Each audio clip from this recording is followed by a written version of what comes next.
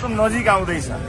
अहिले मैले बोल्यो भने दुई तिहाईको सरकारलाई गाह्रो पर्ला, म बोल्यो भनेर गाह्रो भयो होला, त्यस कारणले मलाई बोल्न नलगाउनुहोस्। अहिले जब बोल्ने समय आउँछ त्यसपछि धेरैको बोल बिजो बन्नु हुन्छ। यति चाहिँ म भन्न सक्छु। रविजीले बोल्नु मिल्दैन भन्दा भन्दै केही दिन अगाडि बोल्नु भएको अभिव्यक्ति बडो चासोको विषय बनाइयो क्या।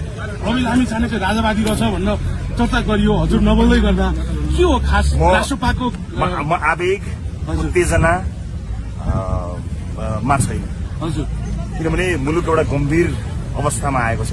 एउटा जिम्मेवार राजनैतिक दलका हिसाबले र नेपाली जनताले एउटा आशा र भरोसाका साथ हेरेको एउटा दलका हिसाबले, त्यसको नेतृत्वकर्ताका हिसाबले म कुनै आवेगमा या उत्तेजनामा अभिव्यक्ति दिने पक्षमा अहिले छैन। त्यसकारणले मलाई थाहा छ तपाईँहरूको प्रश्नको आशय र त्यसले कुन अर्थ लाग्छ भन्ने कुराको पनि म एकदम जानकार छु। त्यसकारणले म फेरि पनि यहाँलाई विनम्रतापूर्वक अनुरोध गर्न चाहन्छु।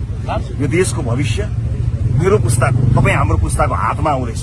त्यसकारणले एकदमै गम्भीर हुने समय हो। म तपाईँलाई हेडलाइन दिन चिन्ता नगर्नुहोस्। म लाइफ लाइनको कुरा गर्दैछु। तपाईँ हेडलाइनमा चिन्तित हुनुहुन्छ, यो हेडलाइनमा चिन्ता गर्ने कुरा होइन, यो बाँड्ने कुरा होइन, यो फर्क यो के कुरा को कसको पक्ष र विपक्षमा गयो भन्ने कुरा होइन। 2 तिहाईको सरकार छ। म त्यही भन्दा अस्ति पनि भनेको थिएँ मैले, यो 2 तिहाईको सरकारले देशका तमाम समस्या समाधान गर्नुपर्ने थियो नि त। उसले के भाषा गरेको थियो? एउटै कुरा स्मरण गर्छु तपाईँलाई।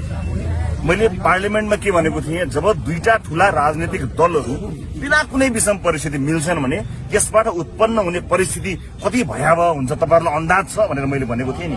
अहिले म तपाईँलाई त्यही स्मरण गर्नको लागि अनुरोध गर्न चाहन्छु। म अहिले सरकारले नाङ्गिएको हुनाले लाज छोप्नका लागि अहिले अदालतहरूमा घुमिरहेको सरकारको लाज छोपिदिनु पर्नेछ। म ठाउँ ठाउँमा पुग्नु पर्नेछ।